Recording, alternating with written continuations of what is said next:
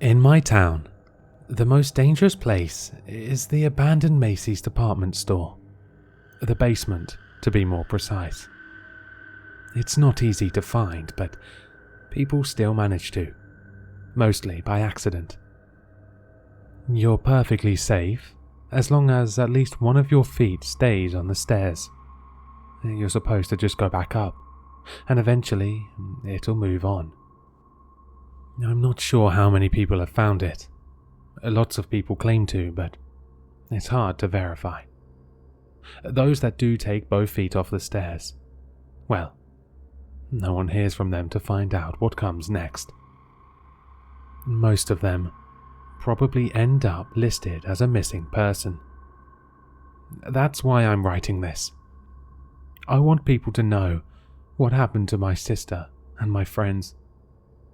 And if I can't figure something out soon, to me too.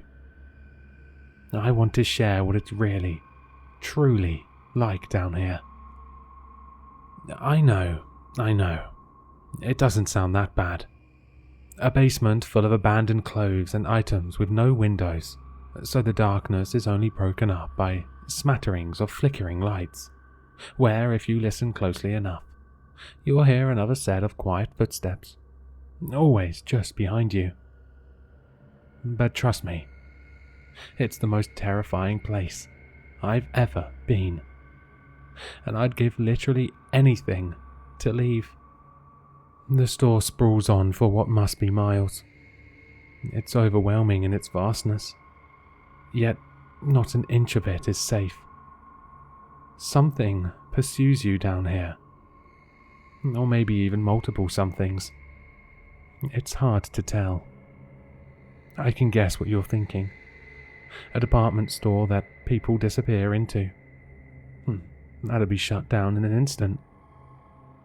Yeah, you're right. And it was. Back in the early 2000s. It used to just be a normal store. People shopped there for years without incident, but then something changed.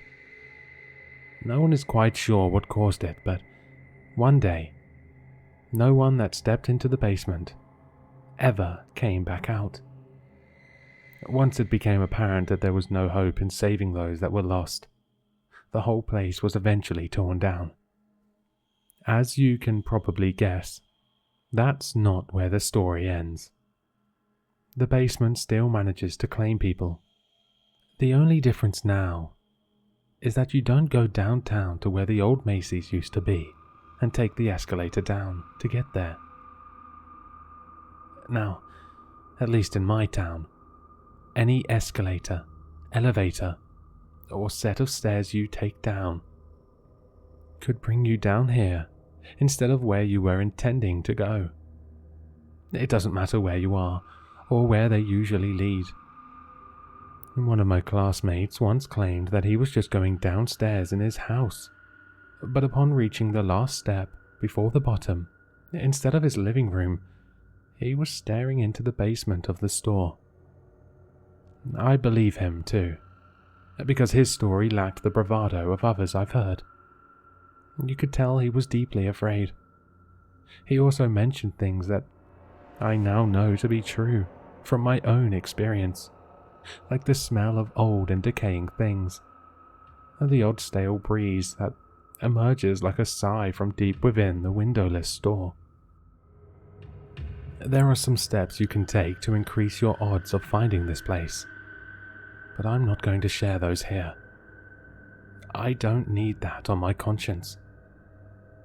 For my entire life, it's just been a given that you always have to be vigilant and pay close attention to where you are. Because rumor has it that if you take both feet off the stairs, you're stuck here forever. It turns out it's not just a rumor. There were 5 of us before. We had tried so many times to find this place, and my sister and I were fascinated by the stories, as were a few of our friends, and wanted to see if it was real. Most of us were curious, but My sister Maddie was just straight up obsessed. If we found it, we weren't actually going to go in. Maddie had promised me. We tried several times before, but we were successful a few days ago.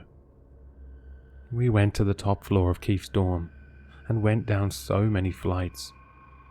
But eventually, somewhere around where the fourth floor should have been, we finally found it.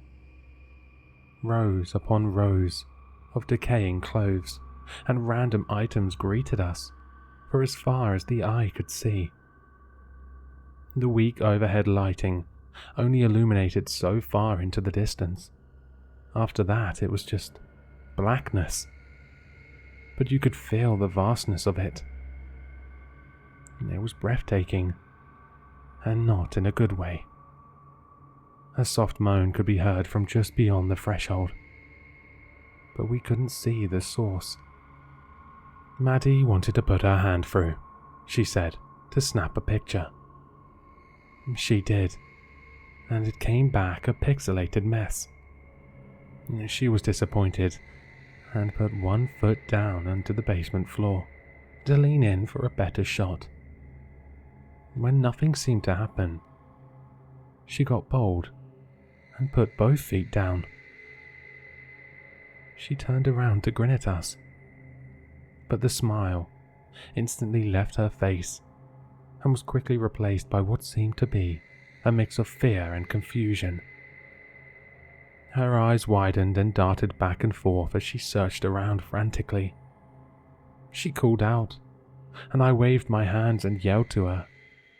I was just inches from her, but when I reached out, I couldn't touch her.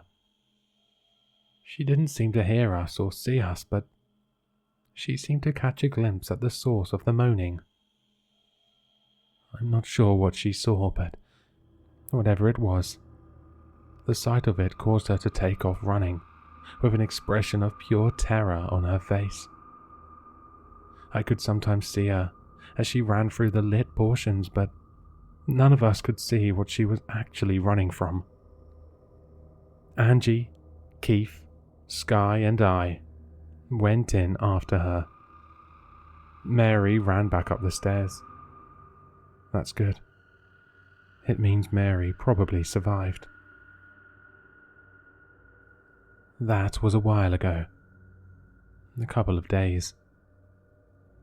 Now it's just me, and the quiet footsteps that follow me through the aisles.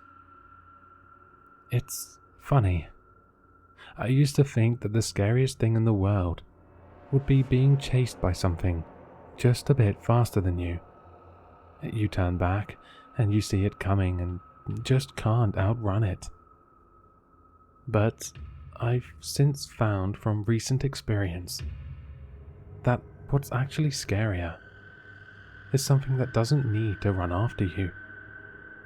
Because you can keep going and going and going, but eventually you'll run out of energy or become cornered.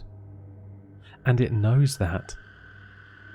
You just hear the slow, deliberate, wet slap of bare flesh on linoleum. It doesn't have to run. Eventually you will fall, and it will take you. Distance doesn't seem to help. It's approached me from directions that I would have thought impossible. Once it was far behind me, and then suddenly pursuing me from the front. That was the one time I saw it. Just a glimpse of details as it emerged into a dimly lit portion of the aisle. I hope I never see it again. I'm still holding out hope that dehydration gets me first. You can't tell day from night down here. There are no windows, just weakly flickering fluorescent lights in some areas, and a darkness unlike anything I've ever seen before in others. It's disorienting, and makes it so easy to imagine what must be lurking in the shadows, just out of sight. I'm grateful I have my phone with me. Before now, I just used to check the time or illuminate pitch black areas, and turned it off to conserve the battery. But when it finally sunk in that I was never leaving, I started recording this. It's been comforting, in a way. The store is massive. It's got to be tens of miles, if not more. I've ran and walked off and on for days, and I've yet to find the end. I've stopped calling out for my sister or our friends. Not because I've lost hope of finding them, but because I know something else already did. At first, I had been relieved when those footsteps finally veered off in a different direction and began to fade into the distance. I was so grateful for the chance to stop and rest that I didn't even think about what it meant at the time, until I heard the screams, far enough away that there was no way I could help, but close enough for me to hear everything. As bad as the screams are, the sounds that come after the screaming stops are always far worse.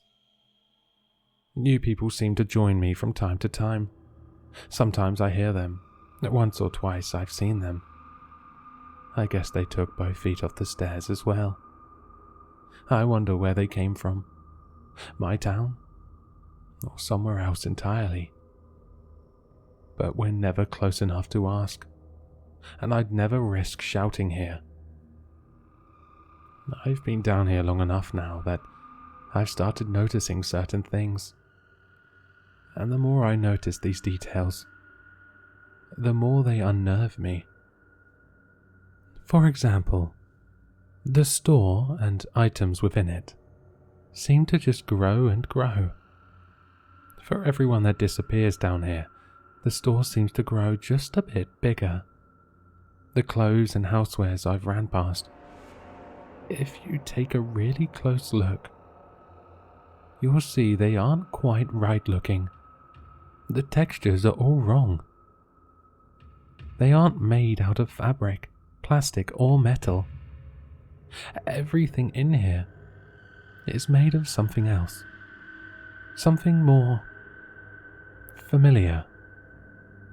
Now that I'm looking, I've noticed that the clothes seem to sigh with something like resignation under my touch. It's never truly silent down here. I've developed a theory that maybe I'm just losing my mind, but I'm starting to suspect that there is no such thing as death down here. Maybe just deconstruction and remaking. I'm worried that I may find out very soon. I'm so tired. I don't even have the energy to sit upright, much less to continue onward. I hear the sharp sound of hangers slowly sliding on metal as it searches for me under racks of clothing. I hear the footsteps far too close for comfort. I'm hoping that in sharing this, it will encourage more caution in others, and maybe prevent a few thrill-seekers from following in our footsteps.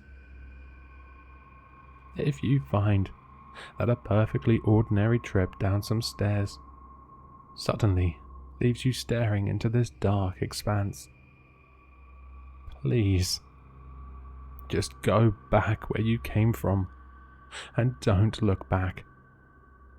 Please don't take both feet off the stairs.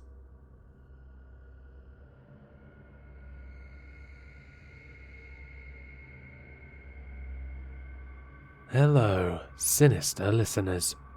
If you've enjoyed this story, then you'll find all the author's information in the description below. For more content, be sure to like, comment, and subscribe to succumb to the sinister.